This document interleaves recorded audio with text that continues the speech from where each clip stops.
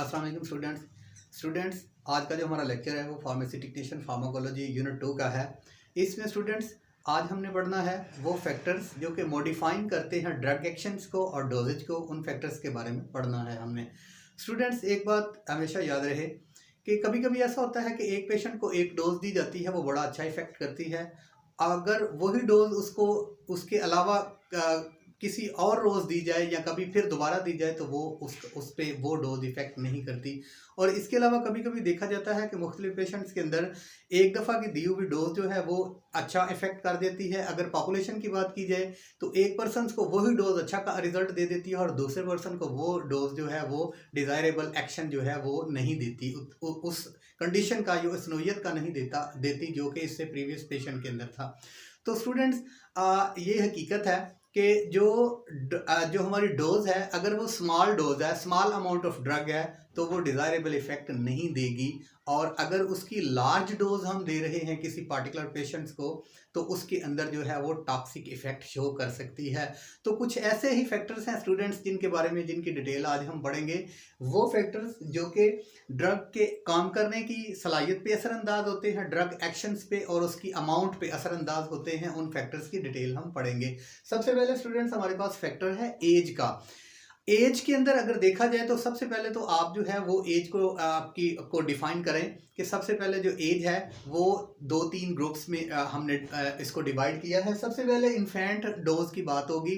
Infant जो है वो बर्थ से लेकर 1 ईयर तक का जो पेशेंट है, बच्चा है, उसको हम इन्फेंट कहेंगे। इन्फेंट डोज जो है वो उसकी कैलकुलेशन हमेशा क्लार्क जो का फार्मूला जो है उससे होगी। इससे प्रीवियस लेक्चर के अंदर हम क्लार्क फार्मूला के बारे में पढ़ चुके हैं। उसके बाद स्टूडेंट्स बात की जाए तो चाइल्ड डोज है।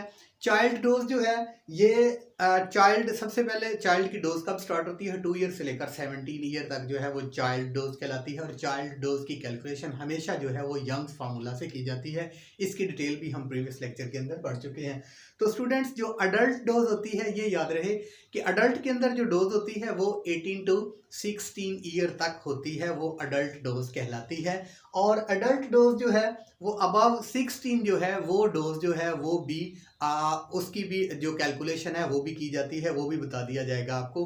तो स्टूडेंट्स ये हमेशा याद रखे, आपके जहन में बात रहे कि ये अगर हम बच्चों को इतनी अमाउंट कम क्यों दे रहे हैं और जो अबव 16 है उनको ड्रग की अमाउंट जो है, उनको जो डोजेज है वो क्यों कम दे रहे हैं। और ये स्टूडेंट सिंपल सी बात है कि जो जितने भी इन्फेंट्स हैं, ये चिल्ड्रन हैं, इनके अंदर जो एक्सक्रीटरी सिस्टम है जिसमें हमारा यूरिनरी सिस्टम है, किडनी है, किडनी के अंदर जो प्रेजेंट ग्लोमेरुलस है उसका वो इतना फंक्शनल नहीं होता, जिस वजह से वो ड्रग को स्पीड से जो है वो एक्सक्रीट नहीं कर सकता। टॉक्सिक इफेक्ट ज़्यादा होने के चांसेस होते हैं, इसलिए हम उनको बच्चों को जो है वो कम अमाउंट में ड्रग देते हैं। उसके बाद स्टूडेंट अडल्ट की डोज जो है वो आपको पता है जितनी अडल्ट की डोज है वो जो है वो एबिलिटी रखते हैं उसको एक्सक्रीट करने के लिए और उसको उसका फार्माकोलॉजिकल एक्शन लेने के बाद जो है वो मेटाबोलाइज के लिए। उसके बाद स्टूडेंट्स जहाँ पे बच्चों की बात की जाए तो उनका जो यूरिनरी सिस्टम है, ग्लोमेरुलस है, उसकी जो है वो अभी ग्रोथ हो रही होती है। और जहाँ 60 से अबव पेशेंट हो जाता है वहाँ पे एज्ड पीपल के अंदर जो है वो डिक्लाइन प्रोसेस स्टार्ट हो जाता है। वहाँ पे भी जो डोजेज है, ड्रग की अमाउंट है वो कम दी जाती है, ठीक है। तो उसमें उसका जो फार्मूला है वो ये है कि हमने उस जो 60 से ऊपर पेशेंट है उनको हमने 3/4, ठीक है, अगर पैरास्टामोल 500 mg एक अडल्ट डोज है तो उसका जो है हम जो है 3/4 हिस्सा जो है वो 375 मिलीग्राम जो है वो उस पर्टिकुलर पेशेंट को देंगे। तो स्टूडेंट्स ये एक फैक्टर था एज। उसके बाद दूसरा फैक्टर है यहाँ पे बॉडी वेट का। एक जो इंडिविजुअल है वो नॉर्मल वेट का है, वो अडल्ट डोज उसको दी जाती है। अगर उसका वेट अब नॉर्मल है यानी नॉर्मल से बिलो है या नॉर्मल से ज़्यादा है तो ड्रग की अमाउंट जो है वो उस पर उतना इफेक्ट नहीं करेगी। उसकी वजह जो है वो बॉडी वेट की जो मास है उसके ज़्यादा हो जाने की वजह से। तो वहाँ पे भी हम किसी भी इंडिविजुअल की डोज को कैलकुलेट कर सकते हैं। उसका सिंपल सा फार्मूला यहाँ मैंने लिखा है कि इंडिविजुअल जो डोज है वो इक्वल है, हमने क्या करना है, बॉडी वेट केजी के अंदर लेना है और जो है वो हम उसको डिवाइड करेंगे 70 फार्मूले के तहत, ठीक है।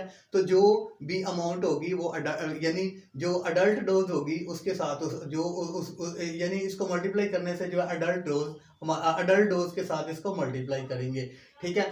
तो जो हमारे पास अमाउंट आएगी वो इस ड्रग की अमाउंट होगी। उसके बाद स्टूडेंट्स यहाँ पे सेक्स की बात होगी, यानी हमने जेंडर को देखना है कि मुख्तलिफ जेंडर्स के अंदर इसकी जो रिक्वायरमेंट है वो डोज की जो इसके ऊपर इस ड्रग के एक्शन पे जो अफेक्ट करती हैं वो ये है स्टूडेंट्स कि अब जो हमारे पास जेंडर क्या है, एक मेल है फीमेल है, ठीक है। फीमेल के अंदर जो है वो लेस रिक्वायर्ड होती है, लेस अमाउंट जो ड्रग की है वो रिक्वायर्ड होती है। उसकी वजह ये है कि इनका मेटाबॉलिक एक्टिविटीज़ फीमेल की जो है वो मेल की निस्बत कम होती है और जो इफ़ेक्टिव रेशो है ड्रग की वो इन पे ज़्यादा होगी।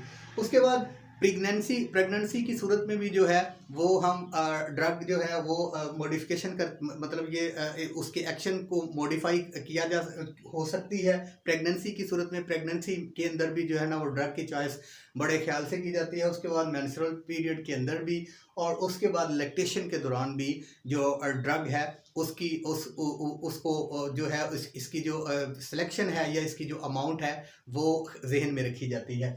उसके बाद स्टूडेंट्स बात की जाए तो अगला जो फैक्टर है जो ड्रग एक्शन पे असरअंदाज होता है वो रूट्स ऑफ एडमिनिस्ट्रेशन। हमने देखना है कि हम किस रूट से उस ड्रग को दे रहे हैं। ये बात हमेशा याद रहे स्टूडेंट्स, जो ड्रग ओरल रूट से दी जाती है उसकी बायो अवेलेबिलिटी कभी भी 100% नहीं होती, ऑनसेट एक्शन उसका हमेशा लेट होता है।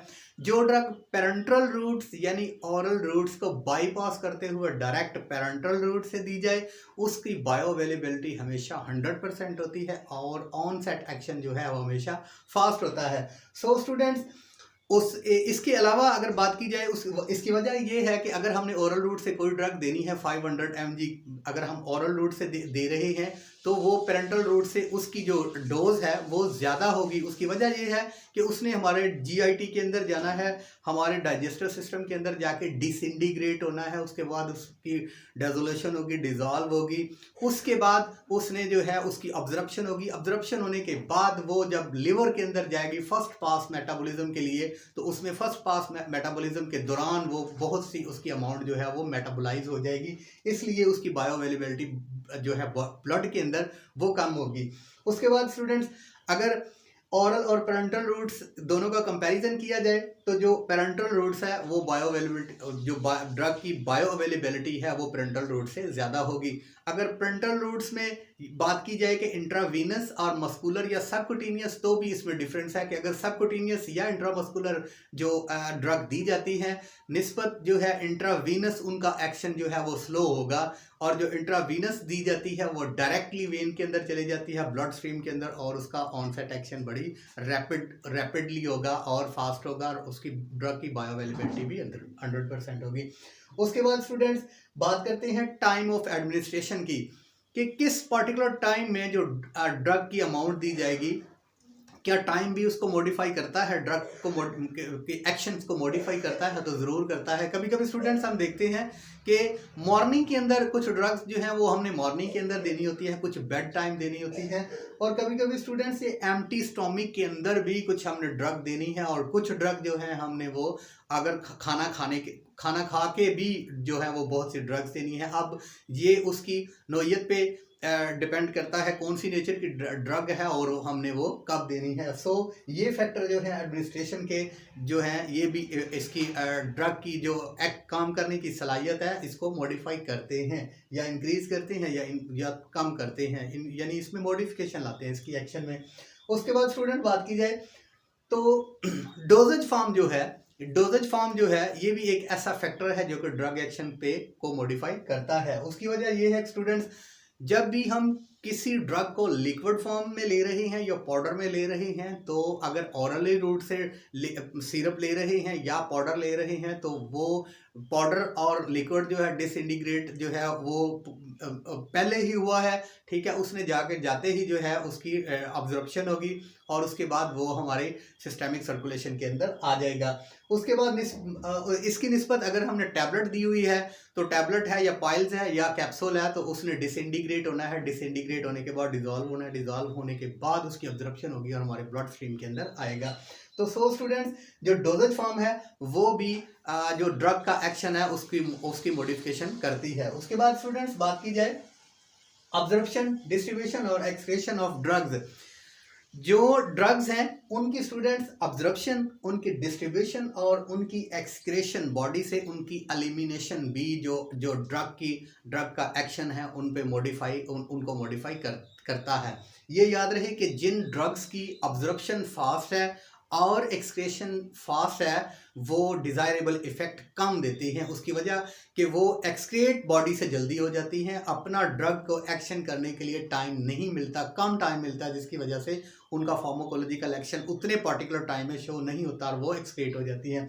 उसके अलावा कुछ ड्रग्स ऐसी हैं जो ड्रग्स अब्जॉर्प्शन जिनकी जल्दी हो जाए लेकिन उनकी एक्सक्रेशन जल्दी ना हो तो वो भी टॉक्सिक इफेक्ट शो करती हैं, टॉक्सिसिटी कॉज करती हैं और ड्रग के अंदर जो है वो जो बॉडी के अंदर जो है उनका रिस्पॉन्स है वो टॉक्सिक रिस्पॉन्स होता है। तो स्टूडेंट्स, ये वो फैक्टर थे जिनका जिक्र इस वाइट बोर्ड की प्रेजेंटेशन में किया गया। नेक्स्ट वाइट बोर्ड की प्रेजेंटेशन के अंदर जो बाकी फैक्टर्स हैं उनके बारे में बता दिया जाएगा। बहुत शुक्रिया। अस्सलाम वालेकुम।